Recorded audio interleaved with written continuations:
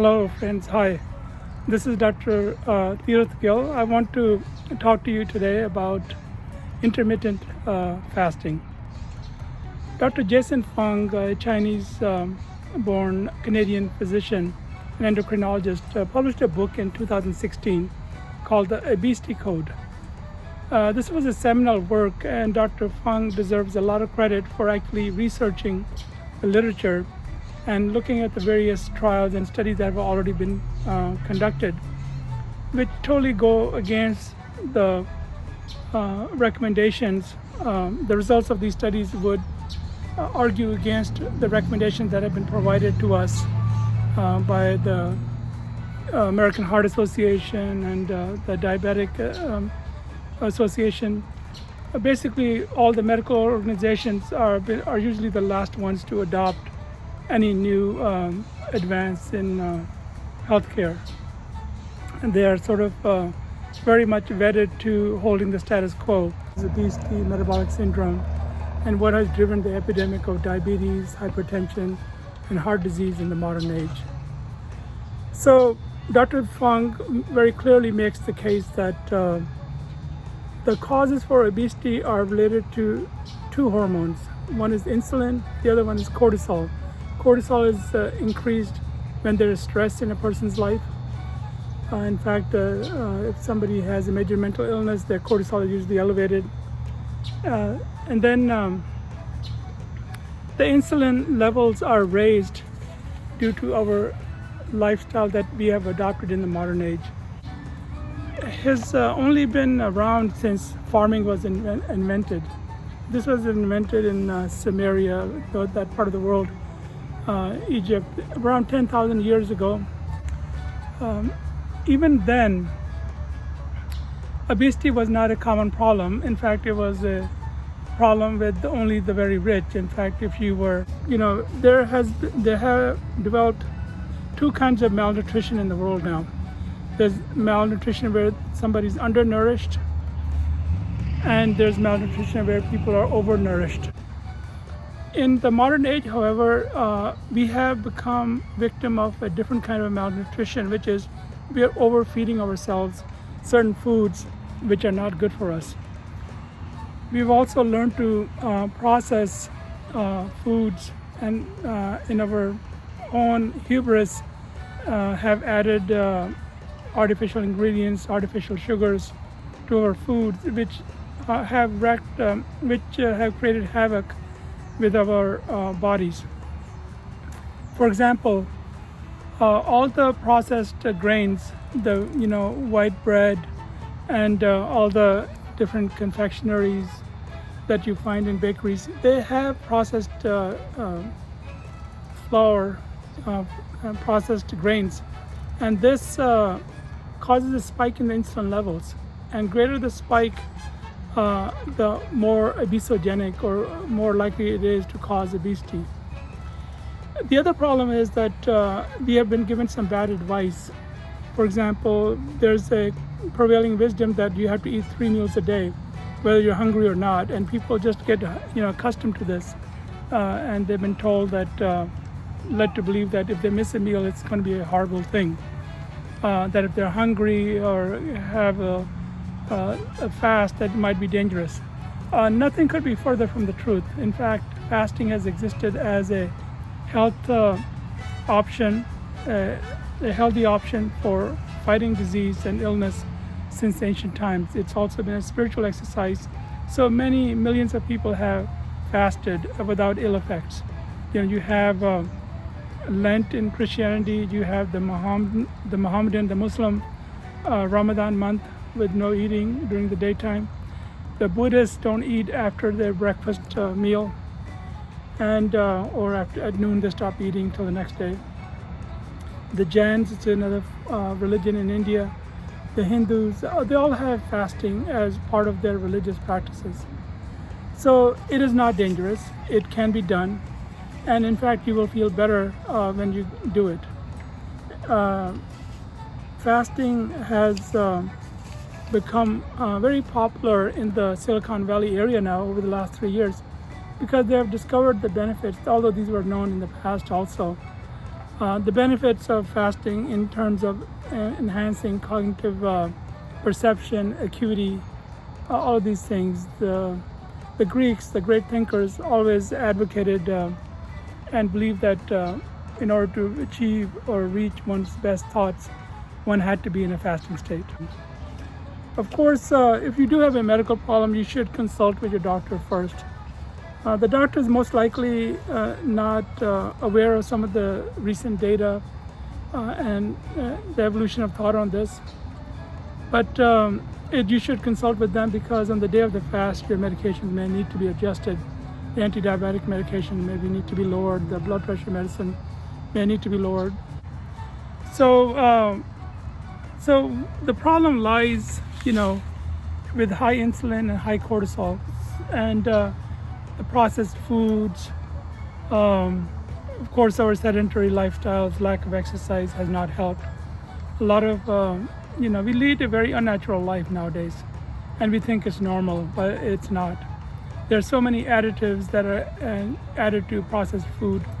Sugar is dumped into almost everything, and sugar is one of the worst culprits in causing obesity. Pure sugar does not exist in nature in the concentration that we have now access to, except for honey. All the sugar, it was never as concentrated as it is, and it is a very dangerous thing for us. Any added sugar, it should be equated with smoking. Just like you wouldn't tell a person to smoke 1 or 2 cigarettes, same way, you should not advise, a person should not receive advice to add sugar to their diet. And sugar can be added in many ways. It comes under different names sometimes. High fructose corn syrup, maltose, dextrose, fructose, and so on. I mean, these sugars are dumped in, and they're often hidden in the middle of the list of ingredients, so that you don't normally notice how much sugar there is.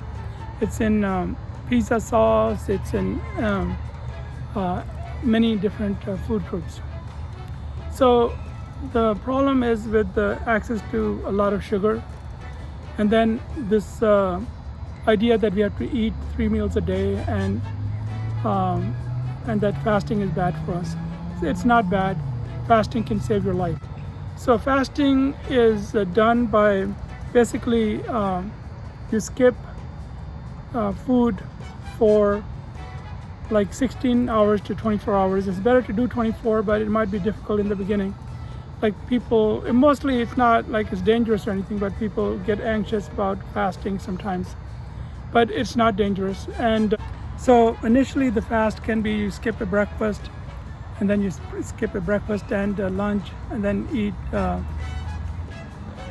for a fixed interval of 6 hours or so, from maybe let's say 4 p.m. to 8 p.m. or something, and then you go on a fast for the next day, till the next day. The other thing that causes problems is that leads to confusion is the idea that caloric reduction is the key. Caloric reduction is not the key. What happens in caloric restriction is that the body adapts and it starts burning less energy. So you end up actually on the same amount of lowered calorie, you still end up maintaining that weight. It's hard to lose the weight. Intermittent fasting, on the other hand, actually decreases insulin levels, increases human growth hormone factor, and human growth hormone. Insulin increases human growth hormone, increases adrenaline, and all of these things are beneficial in terms of decreasing weight. And it doesn't cause depression of the metabolism, so there's no creeping up of the weight. So what should you eat when you break the fast?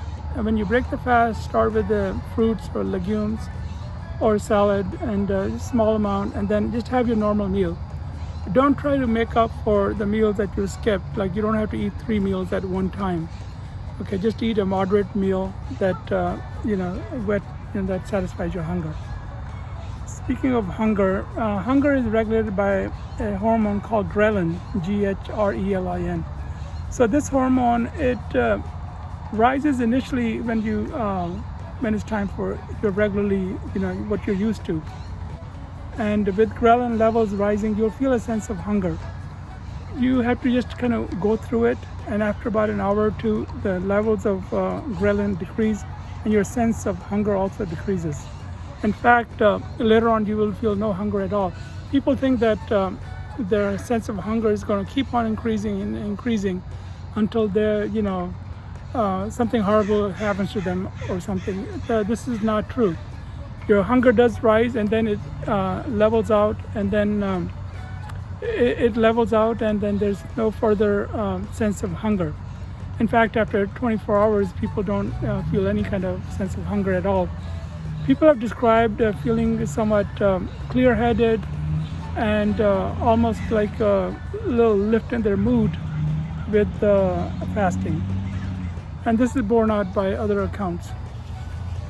It's not difficult. I want to tell you a personal story about this in regards to weight loss, with intermittent fasting.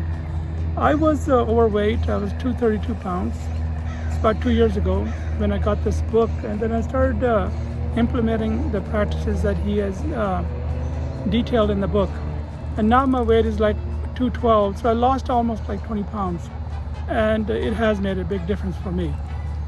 Now I'm fasting like today, and now it's like for the 20th hour, and I feel good.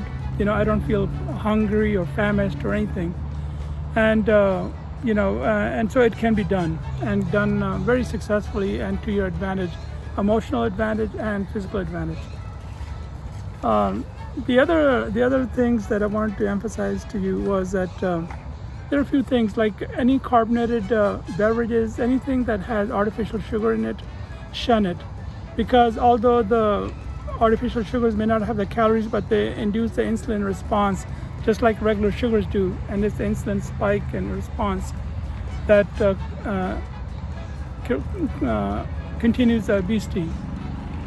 So the other thing about obesity is that there is obesity, our body is exquisite. It's an exquisite machine, a product of millions of years of evolution.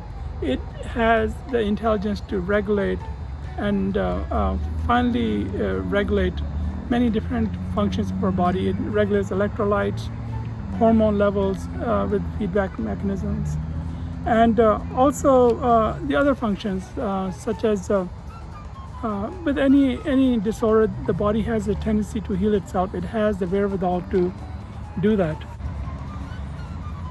As an addendum, fiber counteracts the effects of sugars and refined carbohydrates. So add fiber in terms of way of fruit. Apples are really very healthy for you. They really do keep the doctors away, because it has soluble fiber, and it helps with the control of the spiking of the insulin.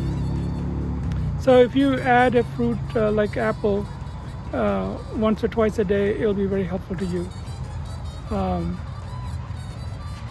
Pistachios, like about 100 pistachios, are able to help you with decreasing the risk for diabetes. Coffee and green tea are also good. Don't add any sugar or artificial sweeteners to them. And you can augment the benefits of intermittent fasting by these choices. Okay, thank you. Take care. Bye.